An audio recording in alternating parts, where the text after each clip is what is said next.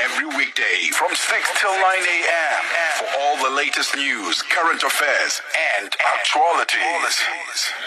Ukraine's President Volodymyr Zelensky's envoy to Africa is heading back home with an assurance of support towards the restoration of peace in the war-torn European country. Foreign Affairs Minister Dmytro Kuleba leaves Africa with a reciprocal gesture in donation of grain to the drought-hit Zambia. Minister Kuleba is visiting 3 African nations in search of support towards resolving the Ukraine-Russia war. Our correspondent Arthur Davies Skopo reports.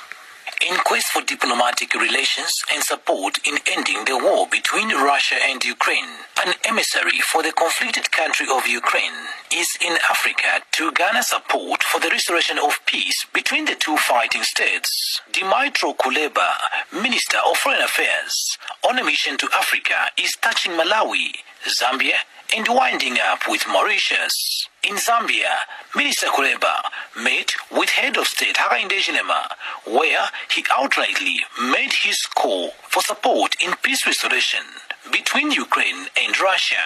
In a meeting held at State House in Lusaka, the Ukraine President Volodymyr Zelensky's envoy noted with appreciation Africa's concern over the instability in his country, naming Zambia as a key partner, especially after the visit of African leaders to the two countries in 2023.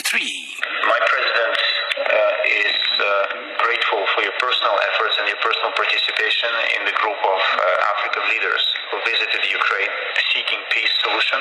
He conveys his words, his highest regard to you, and the assurance that Ukraine is willing to restore just and lasting peace and believes that Africa has a role to play in this effort.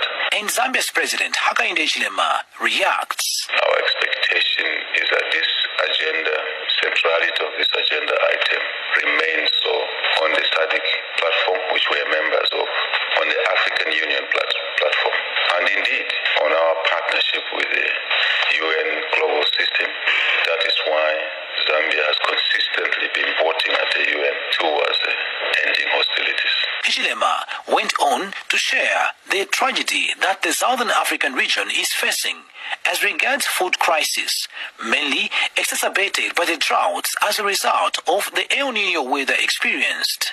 The once food-sufficient and regional surplus supplier, Zambia, is now receiving donations, and so far it has attracted donations from all over, including the United States of America, the United Nations system, and others, and the recent ones being Burundi and now the war-troubled Ukraine. Which is important to us in terms of food security, given the drought situation that we're facing, the worst drought in years. The visiting minister confirms adding Zambia to its Grain from Ukraine program. Zambia was included in the Grain from Ukraine program, and we will be able to deliver assistance to Zambia in light of the drought. Further, the two leaders went deep into expressing the willingness to continued relations and explorations of various sectors they would collaborate from, such as agriculture, digitalization, energy security, economic and trade cooperation. The second purpose of my visit is to explore new opportunities in trade and cooperation between our nations. We look forward to the day that we can further our partnership and focus that partnership on trade, investment, working together. The relation between Zambia and Ukraine dates as far back as 1993, and Zambia, before the start of the war between Ukraine and Russia, has had a great number of students pursuing different faculties in both countries. Most of those in Ukraine had to be evacuated, while others based in Russia saw it fit to stay on. Reporting for Channel Africa in Lusaka, Zambia, I'm Arthur Davis, Skopo.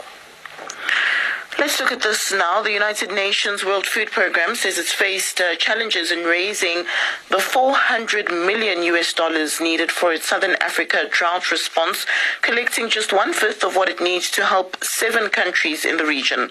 It says the funding environment has become increasingly difficult as the drought has dramatically raised the region's food needs. Southern Africa is experiencing its worst drought in decades, forcing Zambia, Malawi and Zimbabwe to declare states of disaster. Now, to discuss this further, we're joined on the line by Thompson Phiri, World Food Programme Regional Communications Officer for Southern Africa. Thompson, good morning. Thank you for your time. Good morning, Aurelie. Thanks for having me. Tell us a bit more about these funding challenges that you're currently facing. Look, we